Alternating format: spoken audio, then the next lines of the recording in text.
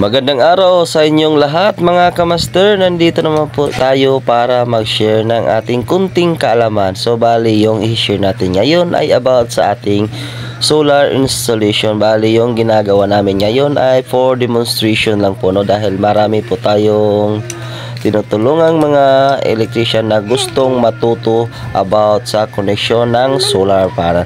So bali, yung ituturo natin ngayon ay yung off-grid na connection dahil mayroon tayong 3 types of installation about sa solar. Mayroong on-grid, hybrid at saka off-grid. So ang gagawin natin ay off-grid lang, no? Dahil wala po tayong extra na inverter na para magamit. So ito lang muna yung gagawin natin. So bali yung ginagamit natin na circuit breaker ay DC circuit breaker. So 4 ang terminal lang ginagamit natin na DC circuit breaker kasi 4 pole po yan. Pero ang gagamitin natin dyan ay 2 lang kasi wala tayong ibang extra circuit breaker, wala tayong available, kaya ang ginamit natin itong 4 pole.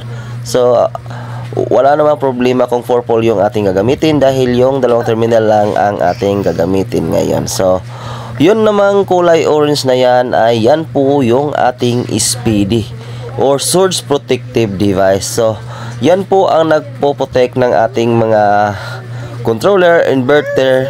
So pag mayroong problema or mayroong lightning, siya po yung unang sumasalo bago pumunta ng ating inverter or controller. So siya po yung unang nasisira. So bali yung terminal na nasa gitna ay yan po yung lalagyan natin ng wire patungo sa ating grounding systems. Ganyan ka-importante na mayroon tayong SPD or source protective device. So kaya kung magkakabit kayo ng solar, huwag kalimutan maglagay ng SPD. Ito pala yung ating MC4 connector, no? So bali yung ating MC4 connector ay female at saka male, at may nakalagay na rin yan na positive, negative. Kaya kung magkakabit tayo nito, ingatin po nating magkabaliktad. Dito naman po tayo ngayon sa ating load side ng ating DC breaker, no? Ganon pa rin, no? Yung kulay pula, yan po yung ating positive. Yung ating kulay black, yun pa rin yung ating negative. Bali ang dalawang wire na to ay papunta po ito sa ating controller, from DC breaker to controller. So ganyan lang po yung connection pag nagkakabit po tayo ng off-grid na solar.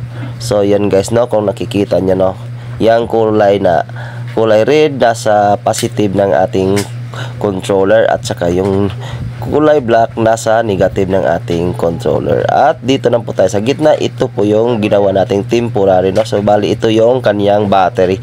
At tapos yung itong namang last up to ay ito yung ilaw na ginagamit natin. Bali yan po yung temporaring ilaw na kinabit natin para makatest tayo kung gumagana ba yung ating connection. So bali yung ating controller ay nakasit yan sa manual. So mayroong iba't ibang setting ang ating controller, pero sinit lang natin yan sa manual para makapagpailaw tayo ng ating temporary lights na linagay. At kung nakikita nyo, tinurn on na natin yung ating DC circuit breaker at yun guys, no, gumana yung ating ilaw at yung kulay green na lights niya gumana na. So ibig sabihin nagcha-charge na po yung ating solar. Kung nagustuhan nyo yung ating pinakita na video, huwag nyong kalimutan mag-like, comment, and i-share na rin para mas marami pang matuto sa ating ginawang demonstration about solar installation.